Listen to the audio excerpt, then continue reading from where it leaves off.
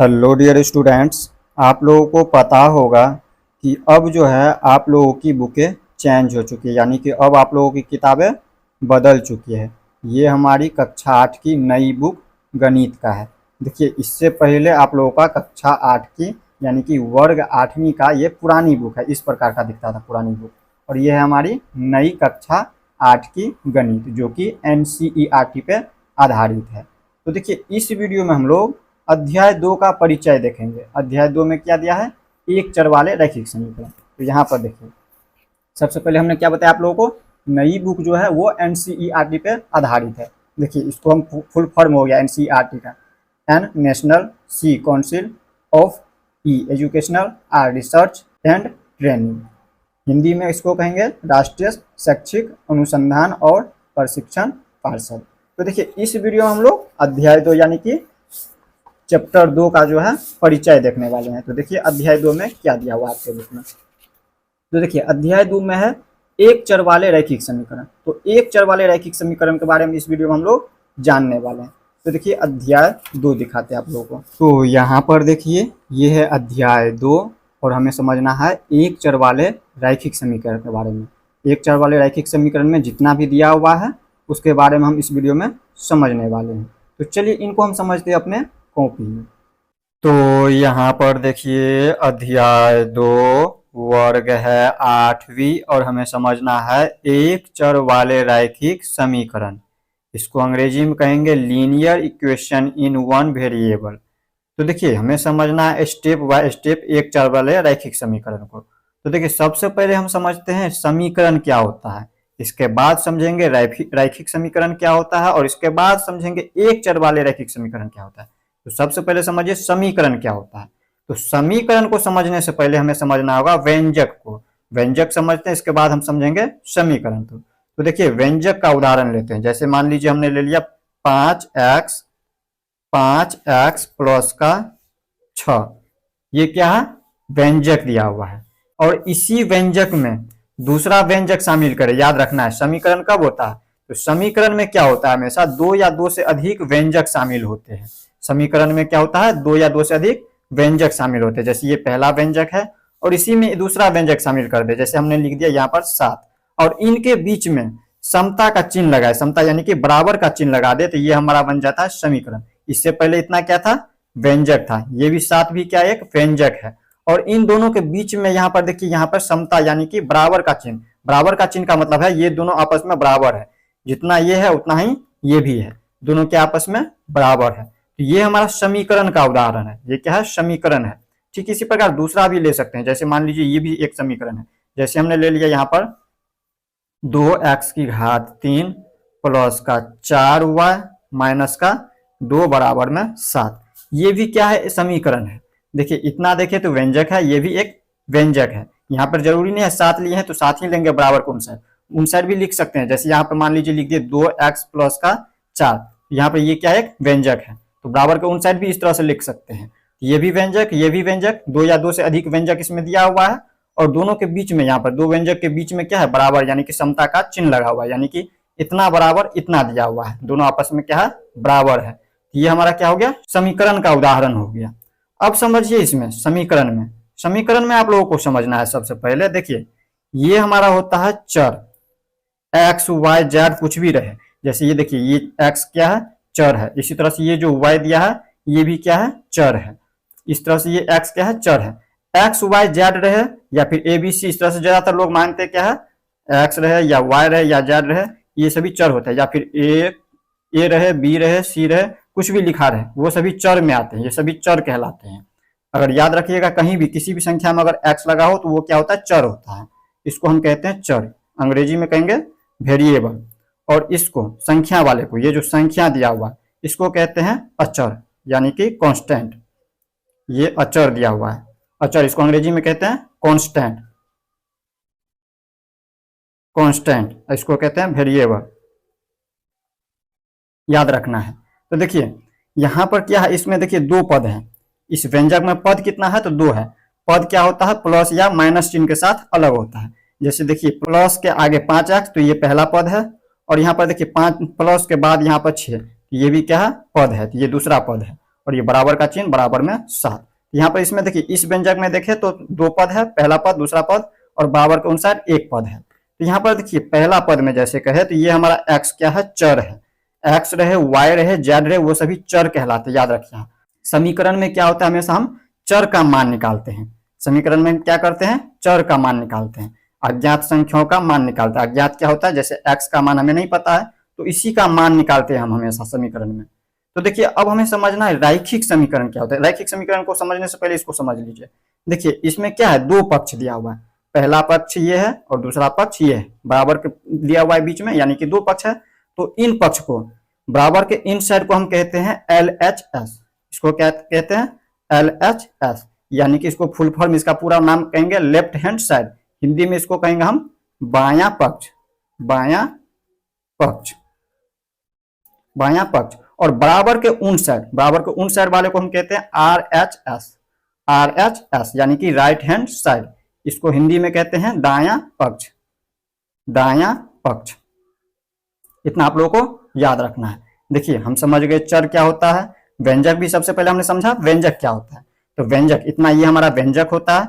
ठीक इसी प्रकार ये हमारा व्यंजक है, और इसी में अगर हम दूसरा व्यंजक को शामिल करें और बीच में बराबर का चिन्ह लगा दें, कभी भी याद रखना, अगर बराबर का चिन्ह लग गया, जब व्यंजक में अगर बराबर का चिन्ह लग गया तो यानी कि वो क्या हो गया, समीकरण हो गया। अगर यही बराबर नहीं होता तो ये हमारा व्यंजक होता, और बराबर का चिन्ह लग जाए तो वो समझ लीजिए वो क्या है, समीकरण है। तो सबसे पहले हमने व्यंजक समझा, इसके बाद समीकरण समझा। समीकरण में हम क्या होता है, चर और अचर को हमने समझा। चर क्या होता है और अचर क्या होता है, जितना भी XYZ अक्षर होते हैं या फिर ABC, A से Z तक जो भी हो, A से लेके Z तक जो भी है वो सभी क्या होता है, चर कहलाते हैं, याद रखना है। तो हम क्या करते हैं, A से Z तक तो नहीं मानते, हम ज्यादातर क्या मानते हैं, X मानते हैं या Y मानते हैं या Z मानते हैं या फिर A मानते हैं या B मानते हैं या C मानते हैं। ज्यादातर हम इतना ही मानते हैं। हम क्या करते हैं, या तो X मान लेते हैं या Y मान लेते हैं या Z मान लेते हैं। तो इतना आप लोगों को याद रखना है। तो ये सभी चर है, तो चर होता है। और इसके बाद देखिए जो भी संख्या में होता है, संख्या जैसे 1 रहे, 5 रहे, 8 रहे, 11 कुछ भी संख्या रहे, 258, 57, 56, 55 कुछ भी रहे, वो सभी संख्या क्या होता है, अचर होता है। संख्या वाले को हम क्या कहते हैं, अचर कहते हैं, याद रखना है। तो यहाँ पर देखिए ये 7 भी क्या है, ये भी अचर है। तो अचर अचर भी हमने समझ लिया। अब हम समझते हैं रैखिक समीकरण क्या होता है। पहले तो हमने समीकरण समझा, ये समीकरण का उदाहरण है, ये पूरा समीकरण है। अब इसमें हम समझते हैं रैखिक समीकरण क्या होता है। तो रैखिक समीकरण हमेशा याद रखना है। रैखिक समीकरण का परिभाषा होता है एक ऐसी समीकरण जिसमें चर की अधिकतम घात क्या हो, 1 हो। चर की अधिकतम घात 1 होना चाहिए, तब जाकर के वो हमारा होता है रैखिक समीकरण। जैसे देखिए अब चर की अधिकतम घात कह रहे हैं हम, अचर की नहीं कह रहे हैं। जैसे हम लेते हैं एक और उदाहरण, जैसे ले लेते हैं 4 की घात 3 प्लस में 7y बराबर का 6। अब समझते हैं हम उदाहरण से। देखिए जैसे हमारा ये क्या है, ये हमारा रैखिक समीकरण है या नहीं, वो हम कैसे पता करें। तो देखिए इसमें देखेंगे चर की अधिकतम घात। चर क्या होता है, जैसे ये x क्या है, ये हमारा चर है, तो इसके ऊपर जो संख्या होती है वो हमारा घात होती है। जैसे इसमें नहीं दिख रहा होगा, यहाँ समझिए। जैसे यहाँ पर देखिए x क्या है, चर है, तो इनके ऊपर ये जो संख्या दिया हुआ है 3, ये होता है घात। चर की अधिकतम घात देखना हमें, तो चर के ऊपर ये जो घात है 3 है। इसी तरह से देखिए चर, ये y क्या है, चर है, तो y के ऊपर कुछ भी नहीं संख्या है, इसका मतलब 1 है। y के ऊपर कुछ भी नहीं, इसका मतलब संख्या कितना है, 1 है। तो यहाँ पर देखिए y की घात 1 हो गया। ठीक इसी प्रकार बराबर के उन साइड देखिए, चर ये x क्या है, चर है, इनके ऊपर कुछ भी नहीं घात है, इसका मतलब 1 है। जब चर की अधिकतम घात यानी कि जो बड़ी संख्या हो, जैसे इसमें देखिए इतना में सबसे बड़ी संख्या कौन सी है, संख्या 3 बड़ी है। चर के अधिकतम घात क्या है, 3 है। 3 1 1, तो हमें सबसे अधिक वाला देखना है, सबसे बड़ा संख्या देखना है चर के ऊपर। तो चर के ऊपर सबसे बड़ी संख्या क्या है, 3 है, यानी कि ये हमारा त्रिघातीय समीकरण हो गया। इसको हम कहेंगे त्रिघातीय समीकरण। इसी तरह से इसमें देखें, इसमें हमें देखना रैखिक समीकरण। रैखिक में क्या होता है, यानी कि 1 घात होता है अधिकतम। 3 के ऊपर कुछ भी नहीं, इसका मतलब 1 है।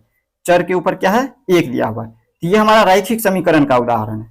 ये क्या हमारा, ये हमारा रैखिक समीकरण है। ठीक इसी प्रकार क्या यह रैखिक समीकरण है, तो हम क्या बताए हैं, चर की अधिकतम घात 1 देना है, देखना है।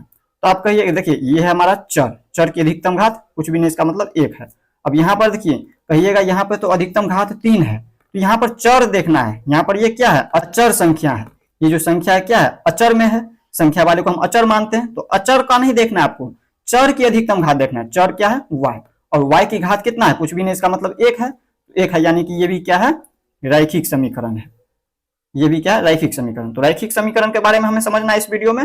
द्विघात समीकरण, त्रिघात समीकरण, ये सभी हमें इस वीडियो में नहीं देखना, हमें सिर्फ समझना है रैखिक समीकरण। तो ये है रैखिक समीकरण का उदाहरण, ये भी है रैखिक समीकरण का। ये हमारा इसमें देखिए अधिकतम घात 3 है चर की, ये हमारा त्रिघातीय समीकरण हो गया। अब इसके बाद समझिए, हमने इतना समझ लिया, रैखिक समीकरण भी समझ लिया। अब हमें समझना एक चर वाले रैखिक समीकरण, एक चर। अब देखिए चर क्या है, ये है चर, एक्स वाई जेड जो भी होता है चर होता है। जैसे देखिए इसमें चर कितना है, एक ही है, एक्स सिर्फ है। और इसी तरह से इसमें देखे, ये जो समीकरण दिया हुआ है, इन समीकरण में देखे तो कितना चर है, पहला एक्स है, दूसरा वाई है, फिर से बराबर के अनुसार एक्स ही है, यानी कि ये दोनों चर समान है तो हम इसको एक ही कहेंगे। जब अलग अलग चर हो, जैसे यहाँ पर देखिए इसमें एक्स और दूसरा वाई चर, इसमें दो चर है, तो दो चर नहीं हमें पढ़ना है, दो चर वाले हमें समीकरण इसमें नहीं देखना है, हमें समझना है एक चर वाले रैखिक समीकरण। तो इसमें देखिए चर कितना है, एक ही है, एक्स सिर्फ है। ठीक इसी प्रकार इसमें भी देखें तो एक ही चर है। तो यहाँ पर हमें समझना एक चर वाला रैखिक समीकरण, तो ये हमारा एक चर वाले रैखिक समीकरण का उदाहरण है। ठीक इसी प्रकार इसमें भी देखें तो एक ही चर है, सिर्फ एक्स है, ये भी क्या है, एक चर वाले रैखिक समीकरण है। तो इस तरह से आप लोग एक चर वाले रैखिक समीकरण इतना समझ लिए। अब हम समझते हैं समीकरण का मान निकालना सीखते हैं हम। अब देखिए हम सीखेंगे समीकरण का मान निकालना। कोई भी समीकरण लेंगे, समीकरण का मान निकालना यानी कि समीकरण को हल करना। तो कोई भी समीकरण लीजिए, जैसे यहाँ पर देखिए समीकरण का उदाहरण लिया हुआ था हमने पहले, यहाँ पर 5x प्लस का 6 बराबर 7, ये एक समीकरण है। इसी को हम, ये हमारा रैखिक समीकरण है, एक चर वाले रैखिक समीकरण, इसी को हम हल करते हैं। यहाँ पर देखिए एक चर वाले रैखिक समीकरण का उदाहरण दिया हुआ था 5x प्लस का 6, यही ले लेते हैं, बराबर में दिया है 7। इसमें आप लोग कुछ बातें याद रखना है, हमेशा याद रखना है। समीकरण में हम क्या करते हैं, चर का मान हमेशा निकालते हैं। समीकरण का हम अज्ञात मान निकालते हैं, अज्ञात यानी कि x का मान निकालेंगे, ये जो चर है। देखिए बाकी तो मान हमें पता है, जैसे 6, ये तो 6 का 6 ही रहेगा, ये कभी भी इसका मान बदल नहीं सकता है। 6 को हम हमेशा 6 ही पढ़ेंगे, 7 को 7 ही पढ़ेंगे। लेकिन x, ये x का मान हम निकालेंगे, x हमें नहीं पता है कितना दिया हुआ है, x के स्थान पे कौन सी संख्या है वो हमें नहीं पता है, तो इसका हम मान निकालेंगे। दूसरी बात हमेशा याद रखना है आप लोगों को, समीकरण जो है कई प्रकार के होते हैं। जैसे हमारा क्या है, रैखिक समीकरण है, एक चर वाले रैखिक समीकरण। दूसरा होता है हमारा इसी तरह से द्विघात समीकरण, त्रिघात समीकरण, इसी तरह से बहुत सारा समीकरण होता है। तो हम रैखिक समीकरण इसमें देखेंगे। और तीसरा आप लोगों को हमेशा याद रखना है, समीकरण को हल करने का मतलब है चर का मान ज्ञात करना। तो यहाँ पर इस x का मान हम ज्ञात करेंगे। तो कैसे ज्ञात करेंगे हम इसका मान, इसको हम दो विधि से ज्ञात कर सकते हैं, इसको हम दो तरीका से मान ज्ञात कर सकते हैं इस चर का मान। तो यहाँ पर हम क्या करेंगे, पहला तरीका हम बताते हैं। देखिए पहला विधि हम समझते हैं इसको, पहला विधि, देखिए हम इसका मान कैसे ज्ञात करेंगे। जैसे यहाँ पर दिया है 5x प्लस का 6 बराबर में 7, तो हम इसमें क्या करेंगे, पहले एक बार लिख देंगे 5x प्लस का 6 बराबर में 7। इसका देखिए इस हमें x का मान ज्ञात करना है, तो हम क्या करेंगे, 6 को, इन 6 को हटाएंगे, यहाँ से 6 को हम क्या करेंगे, हटाएंगे। तो 6 को कैसे हटाएंगे, तो 6 को हटाने के लिए हम क्या कर सकते हैं, जैसे हमें 6 को हटाना है तो हम 6 को अगर हम इसमें घटा दे, 6 हटाना है हमें, तो 6 में से हम 6 को अगर घटा दे तो यहाँ पर कट जाएगा, 6 में से 6 काट सकते हैं, या फिर शून्य लिख सकते हैं, घटाएंगे तो शून्य हो जाएंगे, या फिर इस तरह से काट भी देंगे तो बच जाएगा इसमें 5x। तो हम क्या करेंगे, इसी तरह से इसमें करेंगे, लिखेंगे 5x, या का चिन्ह लगाइए।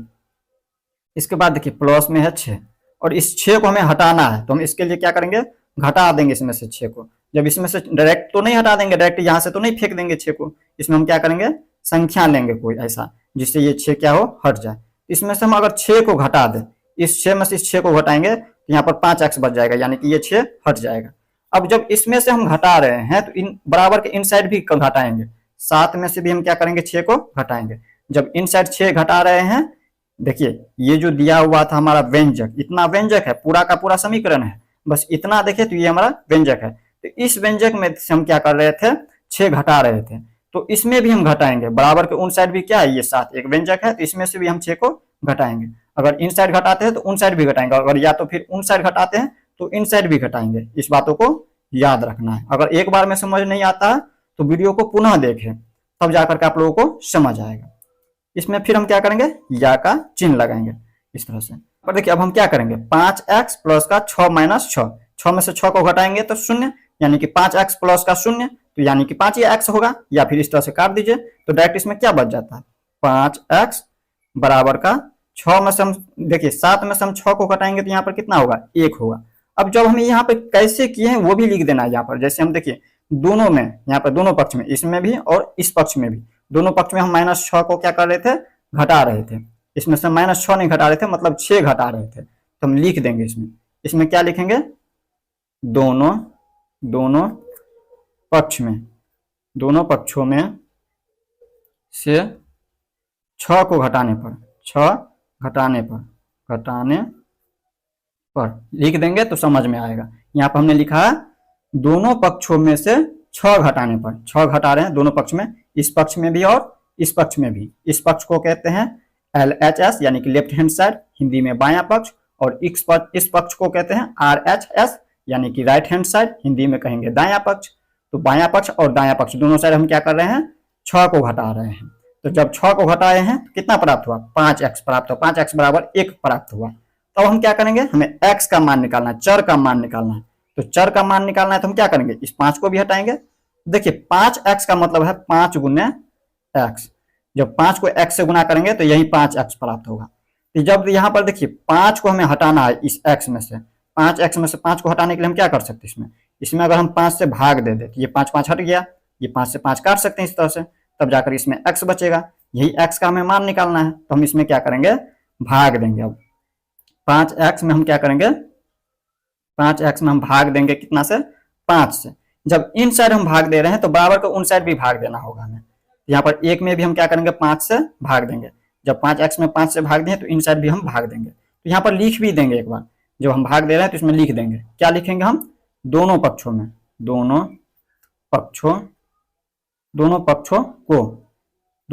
को 5 से भाग देने पर, 5 से भाग करने पर लिखिए या फिर देने पर, भाग करने पर दोनों पक्षों में 5 से भाग करने पर, थोड़ा सा उसको ऊपर कर लेते हैं। अब देखिए इसमें जब इसमें 5 से भाग देंगे तो ये 5 से 5 कट गया, यानी कि x बराबर मान निकल गया 1/5। ये हमारा x का मान निकला हुआ है। x का मान कितना निकला है, 1/5। अब देखिए हमने 2 विधि बताया हुआ था। पहला हमने बताया है ये हमारा पहला विधि था, इस तरह से हमने निकाला है। और दूसरा विधि हम एकदम आसान तरीका से निकाल सकते हैं। इस तरह से आप लोगों को समझ हो सकता है नहीं भी आता होगा। आप लोगों को यहाँ पर दूसरा विधि अब बताते हैं, दूसरा विधि ऊपर बता देते हैं। यहाँ पर समझिए, इसी समीकरण को हल करते हैं। जैसे 5x प्लस का 6 बराबर में कितना दिया है, 7 दिया है। तो पहला तो हमने इस तरह से निकाला, तो हमें x का मान निकला 1/5। और दूसरा विधि से अब देखिए करते हैं। दूसरा क्या होता है, पक्षांतरण विधि से। पक्षांतरण क्या होता है, पक्षांतरण विधि से देखिए पक्षांतरण विधि में क्या होता है, 6 अभी इन पक्ष में है, 5x के पक्ष में है, तो हम इनको क्या कर सकते हैं, उन साइड ले जा सकते हैं, उन पक्ष में कर सकते हैं, 7 के पक्ष में। इसको देखिए ये हमारा चर है, हमें x का मान निकालना है। तो x का मान निकालने के लिए हम क्या कर सकते हैं, 5x बराबर लिख सकते हैं। देखिए 6 को हम उन साइड लेके चले जाते हैं, बराबर के उन साइड। जैसे 7 है, पहले 7 को लिखेंगे, बराबर के उन साइड कितना संख्या है, 7 है। और यहाँ पर हम 6 को बराबर के उन साइड ले जा रहे हैं, तो ये देखिए 6 क्या है, प्लस में है। और देखिए जब बराबर के उन साइड हम लेके जाएंगे तो चिन्ह बदल देंगे। जैसे ये प्लस में, देखिए याद रखना है, जब प्लस में रहे और बराबर को उन साइड ले जाएंगे संख्या को, तो माइनस में कर देंगे उन संख्याओं को। अगर संख्या माइनस में रहे और बराबर को उन साइड ले जाएंगे तो उन संख्याओं को क्या करेंगे, हम प्लस में कर देंगे। संख्या अगर गुना में हो और बराबर को उन साइड जाएगा तो वो भाग में चले जाएगा, और संख्या अगर भाग में हो तो बराबर को उन साइड जाएगा तो वो गुना में हो जाएगा। जैसे देखिए ये जो संख्या दिया हुआ है 6, ये क्या है, प्लस में है, तो बराबर को उन साइड जाएगा तो ये माइनस में बदल जाएगा, इनका चिन्ह बदल जाता है, तो ये माइनस में हो जाएंगे 6। तो यहाँ पर हो जाएंगे 5x बराबर, पक्षांतरण विधि से हम कर रहे हैं इसको, इसका पक्षांतरण किया, 6 का क्या किया हमने, पक्षांतरण किया है। तो 7 में से 6 को घटाएंगे तो यहाँ पर प्राप्त होगा 1। अब इसके बाद हमें क्या करना है, इस 5 को भी हटाना है। तो 5 क्या है, 5x का मतलब क्या है, 5 गुने में x, 5 को हम x से गुना करेंगे तो 5x प्राप्त होता है। तो 5x का मतलब हो गया 5 गुने x, यानी कि x के गुना में है 5। तो हमने क्या बताया, जब गुना में रहे तो बराबर को उन साइड ले जाएंगे तो वो भाग में चले जाएगा। तो यहाँ पर x के बराबर हो जाएंगे 1 के भाग में हो जाएंगे ये 5। तो यहाँ पर देखिए इस तरह से भी x का मान निकला है 1/5, और इन साइड भी देखिए यहाँ पर पक्षांतरण विधि से भी 1/5 निकला है। तो इसमें एकदम आसान था। आप लोग बताइएगा कौन सा विधि अच्छा आप लोगों को लगा, पहला विधि या फिर दूसरा विधि। दूसरा विधि क्या है, पक्षांतरण विधि। कौन सा विधि अच्छा लगा आप लोगों को, वो आप लोगों को कमेंट करना है। तो यहाँ पर देखिए ये x का मान निकला है। अब इसी समीकरण में हम क्या करते हैं, समीकरण में हमेशा क्या करते हैं, किसका मान निकालते हैं, चर का मान निकालते हैं। जैसे यहाँ पे चर का मान कितना निकला, चर क्या है x, और x का मान निकला 1/5। तो यहाँ पर हम अब जांच करके देखते हैं, इनको हम जांच करते हैं, सॉरी यहाँ पे लिखेंगे जांच करते हैं हम इनको। जांच कैसे करेंगे, तो देखिए इसमें हमेशा याद रखना है, जैसे यहाँ पर देखिए इसमें दिया ये भी व्यंजक और दूसरा व्यंजक ये है। तो देखिए यहाँ पर दायां पक्ष में कितना दिया है, 7 दिया है। तो बायां पक्ष में भी इसको जब हम हल करेंगे, जब यहाँ पर x का मान रखेंगे, चर का मान कितना निकला 1/5, चर के स्थान पे 1/5 रख करके इसका मान निकालेंगे। तो इस साइड 7 इन साइड है, तो इन साइड भी अगर इनको हल करने पर अगर 7 प्राप्त हो जाता है तो हम कहेंगे ये x का मान सही है। इनको हम जांच करके देख लेंगे। तो यहाँ पर क्या दिया है समीकरण, 5x प्लस का 6 बराबर में दिया है 7। तो हम क्या करते हैं, जांचते हैं। तो यहाँ पर 5 है तो लिख देंगे 5, या का चिन्ह लगाइए, इन सभी में या का चिन्ह लगाते जाएंगे हमेशा। तो देखिए 5 और 5 गुने x है, x यहाँ पे 5x है, यानी कि 5 गुने x है। 5 को x से गुना करते हैं तब जाकर 5x प्राप्त होता है। तो x के स्थान पे गुना में x के स्थान पर क्या रखेंगे, अब x का मान हमें क्या प्राप्त हुआ है 1/5। तो यहाँ पर x का स्थान पर रखना 1/5, प्लस का है 6, तो लिख देंगे 6 बराबर में 7। अब हम देखिए ये गुना में, बट्टे में कुछ भी नहीं, ऐसे समझिए, बट्टे में कुछ भी नहीं इसका मतलब 1। और यहाँ पर आप लोगों को गुना आता होगा इस तरह से, देखिए सामने सामने गुना होता है और कोना कोनी या फिर बट्टे में इस तरह से कटता है। तो देखिए ये 5 से ये 5 कट गया, तो इसमें बच गया क्या, ये 1 बच गया। यहाँ पर लिख देंगे 1, यहाँ पर जब पूरे को काटेंगे तो 1 प्राप्त होगा हमें, तो 1 और ये प्लस का 6 बराबर में कितना है 7। तो देखिए 6 में हम 1 जोड़े या फिर 1 में 6 जोड़े, तो यहाँ पर 7 प्राप्त होता है, 7 बराबर 7, यानी कि LHS बराबर, यानी कि बायां पक्ष बराबर दायां पक्ष, RHS प्रूफ हो गया। इस तरह से हम लोग जांच भी सकते हैं। इस तरह से आप लोग समीकरण का मान निकालना सीख लिया। इस तरह से हम समीकरण का मान निकालते हैं। अब हम इससे आगे समझते हैं। अब देखिए, अब है समीकरण का हल जब दोनों ही पक्षों में चर उपस्थित हो।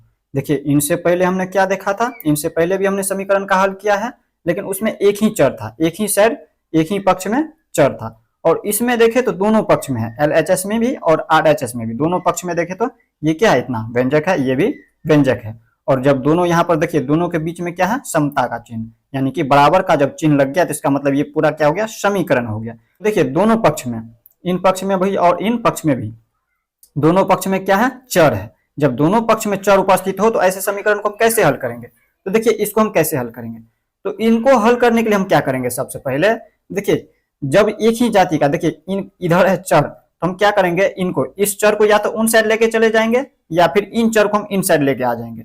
दोनों चर को हम एक जगह ले आएंगे और अचर को हम एक जगह कर लेंगे। दोनों को देखिए, इनके जाति का ये है और इनके जाति का ये है। देखिए ये अचर है, संख्या वाले हैं दोनों, तो संख्या वाले को हम एक जगह कर लेंगे और यहाँ पे चर वाले को हम एक जगह कर लेंगे। तो इसमें क्या है, 2x, तो लिख देंगे 2x, या का चिन्ह लगाइए, और ये क्या है, x। तो x देखिए बराबर का हम इन साइड लेके आ रहे हैं। तो हमने आपको क्या बताया है, जब यहाँ पे प्लस में रहे और बराबर को उन साइड ले जाए तो माइनस में, या फिर बराबर का उन साइड रहे और इनको हम इन साइड लाए, माइनस वाला है तो वो प्लस में, अगर माइनस वाला है इन साइड और उस साइड जाए तो प्लस में, या फिर उन साइड बराबर वाला उन साइड अगर प्लस में रहे तो इन साइड जाएगा तो माइनस में, और गुना में रहे तो वो उन साइड जाएगा तो भाग में, और या भाग में रहे तो उन साइड जाएगा। तो यानी कि जब ये पलटेगा, बराबर को उन साइड जाए तो चिन्ह क्या होगा, बदल जाएगा, प्लस वाला माइनस में, माइनस वाला प्लस में, गुना वाला भाग में और भाग वाला गुना में। तो यहाँ पर देखिए ये क्या है, इनके आगे कुछ भी चिन्ह, इसका मतलब ये प्लस में है। तो जब इन साइड प्लस में है तो बराबर के इन साइड लेके आ रहे हैं, जब इन साइड प्लस में है तो बराबर के इन साइड में क्या होता है, माइनस का चिन्ह लग जाता है, चिन्ह बदल जाता है, प्लस वाला माइनस में, तो माइनस में हो गया x। अब इसके बाद हम क्या कर सकते हैं, इसमें ये देखिए प्लस का 4 है, प्लस का 4 लगा देंगे ऐसे ही। इसको चाहते तो इस तरह से भी लिख सकते थे, पहले हम +4 या फिर डायरेक्ट भी लिख सकते थे, इन 4 को हम डायरेक्ट उन साइड कर लेते। इसमें क्या बच गया, माइनस का 6 बच गया, माइनस का बच गया 6। अब हम इसमें क्या करेंगे, माइनस में 6 बचा। अब इनके देखिए ये जो संख्या वाला है, इनको हम क्या करेंगे, संख्या के साथ लेके चले जाएंगे, अचर के साथ ले जाएंगे। इसमें हम लिखेंगे 2x माइनस का x, और इन साइड लेके जाएंगे इनको तो क्या हो जाएगा, माइनस में 6। और ये देखिए संख्या में ये क्या है, प्लस में है संख्या, तो बराबर को उन साइड जाएगा तो ये क्या चीज में हो जाएगा, ये माइनस में हो जाएंगे 4। ये 4 क्या होगा, चिन्ह बदल जाएगा, माइनस में चला जाएगा। अब इसमें से हम घटाएंगे, दोनों में से देखिए घट रहा है, जब दोनों एक ही जाति का हो। देखिए ये भी चर x, यहाँ भी चर x, तो यहाँ पर देखिए इस चर के आगे कुछ भी संख्या में नहीं है, इसका मतलब 1 है। जब यहाँ पर देखिए सिर्फ x लिखा हुआ है तो चर के आगे कुछ भी संख्या नहीं है, इसका मतलब 1 है। तो यहाँ पर देखिए 2x में से देखिए ये घटाव में और इनके आगे कुछ भी चिन्ह, इसका मतलब प्लस में। जब अलग अलग चिन्ह हो, प्लस माइनस में हो तो हम घटाते हैं। तो 2x में से हम 1x को घटाएंगे तो यहाँ पर क्या प्राप्त होगा, 1x। तो 1 को हम लिखते नहीं, जैसे यहाँ पर सिर्फ x था, 1 नहीं था तो हमने 1 दिया है समझाने के लिए। तो यानी कि 1 अगर नहीं भी रहे तो इसका मतलब समझ जाइए, अगर चर के आगे कुछ भी चिन्ह, कुछ भी संख्या नहीं है, इसका मतलब 1 हमेशा रहता है, छुपा होता है 1। तो हम 1 लिखते नहीं है, तो डायरेक्ट लिख देते हैं x। 2x में से हम x को घटाएंगे तो x प्राप्त होगा। बराबर का चिन्ह लगाइए। अब देखिए दोनों ही क्या है, माइनस जाति का है, ये भी माइनस जाति का और ये भी माइनस जाति का। जब दोनों माइनस जाति का तो हम क्या करेंगे, इसमें जोड़ देंगे। जब एक ही जाति का हो, ये भी माइनस जाति का ये भी माइनस जाति का, हम दोनों को हम जोड़ देंगे। तो 6 में 4 को जोड़ेंगे तो यहाँ पर प्राप्त होगा 10, और 10 प्राप्त हुआ, 6 4 10। और इनके देखिए ये दोनों कौन सी जाति का था, माइनस जाति का, तो माइनस जाति का चिन्ह भी लगा देंगे। तो यहाँ पर देखिए x का मान हमें निकल चुका है। x का मान कितना निकला है, -10। तो देखिए जब हम x का मान पता चल चुका है तो इनको हम जांच करके भी देख ही लेते हैं। तो इनको देखिए जांचते हैं, इनके बराबर इतना है या नहीं। दोनों में हम क्या करेंगे, x का मान हमें पता चल चुका है -10 है, तो -10 हम क्या करेंगे, दोनों के में रखेंगे। दोनों में जहां जहां चर है उनके स्थान पर रखना है, x के स्थान पर। तो देखिए 2x के स्थान पर कितना रखना है, ये गुना में है, 2 गुने x होगा, तो x के स्थान पर रखना है -10। 2 इंटू -10 रख देंगे, +4 बराबर का। उन साइड भी इनको भी जांच रहे हैं हम, दोनों बराबर आ रहा है, यानी x के स्थान पर रखना है -10 और ये माइनस में है 6, तो माइनस में 6 वैसे ही लिख देंगे। अब देखिए ये दोनों आपस में गुना हो रहा है, तो यहाँ पर हम क्या करेंगे, 10 को 2 से गुना करेंगे, 10 दूनी के 20, और यहाँ पे इनके आगे कुछ भी चिन्ह, इसका मतलब प्लस में, प्लस चिन्ह को माइनस चिन्ह से गुना करेंगे तो चिन्ह हमेशा माइनस का होता है, और ये प्लस का है 4। अब इसमें देखिए यहाँ पर माइनस में 10 और माइनस में 6, दोनों क्या है, माइनस जाति का है। जब दोनों एक ही जाति को हो तो हम क्या करते हैं, जोड़ देते हैं। तो 10 में हम 6 को जोड़ेंगे तो 16, और 16 देखिए दोनों माइनस जाति का है तो माइनस जाति का चिन्ह भी लगा देंगे। अब इसमें से हम एक स्टेप और आगे बढ़ाएंगे। यहाँ पर देखिए 20 में से हम 4 को घटाएंगे, देखिए एक प्लस में और दूसरा माइनस में। जब दोनों अलग अलग चिन्ह में हो तो हम क्या करते हैं, घटाते हैं। तो घटाएंगे किस में से, जो संख्या बड़ा हो। संख्या देख रहे हैं, संख्या बड़ा कौन सा है, 20, तो 20 में से हम 4 को घटा रहे हैं, तो यहाँ पे 20 में से 4 को घटाएंगे तो 16, और 16 के आगे क्या चिन्ह लगेगा, माइनस या प्लस। तो हम संख्या किस में से घटाए हैं, 20 में से घटाए, तो 20 के आगे चिन्ह लगाए माइनस, तो माइनस का चिन्ह लगाएंगे, तो माइनस में 16 और इधर भी माइनस में 16। तो देखिए इस तरह से आप लोग जांच सकते हैं इनको। तो इस तरह से ये हमने देख लिया। तो इस तरह से आप लोग देख लिए हैं, जब दोनों ही पक्षों में क्या हो, चर उपस्थित हो, तो ऐसे समीकरण को हम कैसे हल करते हैं। तो अभी हमने हल करके दिखा दिया आप लोगों को। अब हम सीखते हैं इनसे आगे। अब देखिए अब हम सीखेंगे परिमेय रूप वाले समीकरण का हल को विलुप्त करना। विलुप्त करना मतलब गायब करना, हटाना। तो देखिए परिमेय रूप वाले, परिमेय क्या होता है, परिमेय संख्या आप लोग पढ़ चुके हैं, p बाई क्यू के रूप में होता है। ये परिमेय संख्या के रूप में है, ये p बाई क्यू के रूप में है। ये p बाई क्यू के रूप वाले समीकरण है, ये क्या है, एक समीकरण है। इतना क्या है, पूरा का पूरा समीकरण है। तो यहाँ पर इन समीकरण को जब यहाँ पर p बाई क्यू के रूप में, यानी कि भिन्न के रूप में, बट्टे के रूप में हो, तो ऐसे समीकरण को हम क्या करेंगे, हर का विलुप्त। हर क्या होता है, देखिए ऊपर वाले को कहते हैं अंश, जैसे ये 2y माइनस का 6 ऊपर में, इनको हम कहते हैं अंश, इसको क्या कहते हैं, अंश। और इसको कहते हैं हर, इसको क्या कहते हैं, हर। तो इनका हर को हटाना, यानी कि दोनों में हम क्या करेंगे, हर को हटाएंगे। ये 3 को हटाना, इधर 7 को हटाना। इसको हम कैसे हटाएंगे, इनको हम 2 तरीका से हल कर सकते हैं। तो देखिए हर का हम कैसे हटाएंगे, इसमें हम क्या कर सकते हैं, देखिए यहाँ पर दिया है 2y माइनस का 6 बट्टे में 3, और इधर क्या दिया हुआ है, 6y माइनस का 8 बट्टे में 7।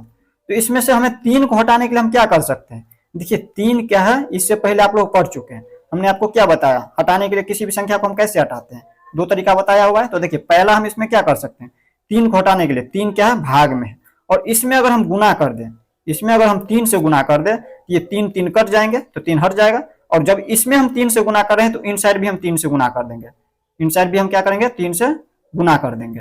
और इसके बाद देखिए इन साइड तो हमें हटा देंगे, और इधर हटेगा तो हम इधर भी हटाएंगे। अब 7 भी है हर, ये भी हर के रूप में है, तो इसको भी हटाना है। जब 7 को हटाएंगे तो कैसे हटेगा, ये भी बटे के रूप में है, भाग में है, तो इसको हम गुना कर देंगे 7 से। इसमें अगर हम 7 से गुना कर दे तो ये 7 7 हट जाएंगे, 7 7 कट जाएगा तो हट जाएगा।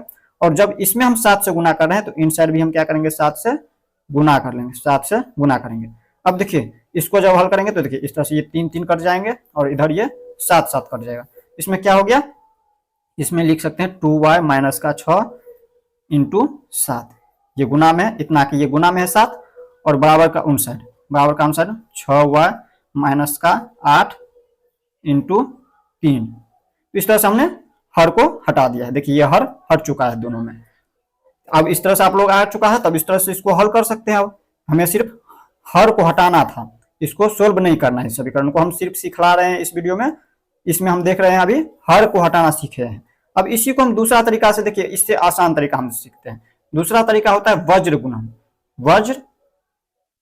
वज्र गुणन से हम सीखते हैं, वज्र गुणन विधि से।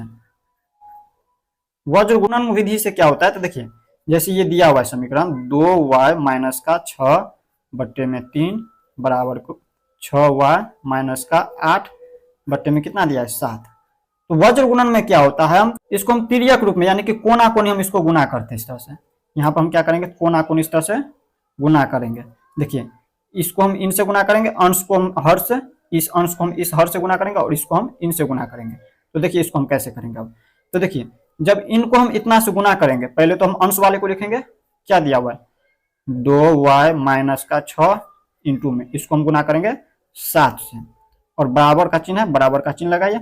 अब 6y माइनस 8 को, 6y माइनस 8 को हम क्या कर रहे हैं, गुना कर रहे हैं 3 से, लिख देंगे इंटू में 3। इसको हम इस तरह से भी लिख सकते हैं, अभी जो इस तरह से लिखे हैं इसको हम इस तरह से भी लिख सकते हैं। पहले लिख दीजिए 7 इंटू में 2y माइनस का 6 बराबर का 3 इंटू, पहले 3 को लिख दीजिए, फिर इसके बाद 6y माइनस का 8। इस तरह से भी लिख सकते हैं अगर इस तरह से समझ नहीं आ रहा है तो। अब इसको हम सोल्व करना भी सिखला देते हैं, एक बार देख लीजिए कैसे इसको हल करते हैं। इसमें हमें बस इतना ही सीखना था, इसको हर हटाना था। इसमें देखिए लिखा हुआ है परिमेय रूप वाले समीकरण का हल को विलुप्त करना। इसमें देखिए हर को हम क्या किए, विलुप्त कर दिए। इसमें से देखिए यहाँ पे जब इसमें से हर को हटाए हैं तो इतना प्राप्त हुआ है, विलुप्त कर दिए हैं। और इसको अगर हल करना है तो कैसे करेंगे, इन समीकरण को हल कैसे करेंगे, चलिए हल करना भी सीख लेते हैं। तो देखिए इसमें हम कैसे हल करेंगे इसको, देखिए जैसे यहाँ पर दिया है 2y माइनस का 6 इंटू में 7, इसको हम चाहे तो पहले लिख सकते थे 7 यहाँ पर, तो यहाँ पर है या वहां पर है, ये जब इंटू में है, इतना के गुना में है 7, तो हम दोनों को गुना करेंगे, दोनों को। जैसे यहाँ पर 2y को हम 7 से गुना करेंगे, तो कैसे करेंगे 2y को 7 से गुना, तो 2 को हम गुना करेंगे 7 से, तो 2 सत्ते के 14 और y को हम y से लिख देंगे और माइनस का है तो माइनस का चिन्ह। देखिए ये कुछ भी चिन्ह इसका मतलब ये प्लस में है, यहाँ पे इंटू में इसके गुना में तो है ही, लेकिन ये क्या है 7 प्लस में है, तो यहाँ पर प्लस को और माइनस चिन्ह को गुना करेंगे तो माइनस का चिन्ह होगा, और 6 को 7 से गुना करेंगे 6 सत्ते के 42। अब इसके बाद हम क्या करेंगे, उन साइड भी गुना कर लेंगे, उन साइड भी हल करिए। अब इसमें देखिए 3 से गुना करेंगे 6 तक, 6 तिया के 18 और y है तो y लिख देंगे, माइनस प्लस माइनस 8 को 3 से गुना करेंगे 8 तिया के 24, इसको थोड़ा सा ऊपर कर लेते हैं। अब इसके बाद हम इसमें क्या करेंगे, तो देखिए दोनों में आप लोगों को पता चल चुका है। अब इसको हम कैसे हल करते हैं, हल करना हमने आपको बता दिया है, इनसे पहले आप लोग देख चुके हैं। जब दोनों चर, देखिए यहाँ पर इन साइड भी चर और इन साइड भी चर, जब देखिए इधर भी चर और उधर भी, दोनों पक्ष में जब चर हो तो क्या करते हैं, चर वाले को एक साइड कर लेंगे और अचर वाले को एक साइड कर लेंगे। 14y और देखिए ये 18y क्या है, इनके आगे कुछ भी चिन्ह इसका मतलब प्लस में, तो इनको इन साइड ले जाएंगे तो माइनस में हो जाएंगे 18y। अब इसके बाद बराबर का चिन्ह, ये माइनस में है 24 और इनको जब उन साइड ले जाएंगे, बराबर का उन साइड ले जा रहे हैं तो ये माइनस में है तो ये प्लस में चले जाएगा 24, सॉरी 42 है, 42 बराबर को उन साइड लेके जा रहे हैं। ये क्या है, अचर है।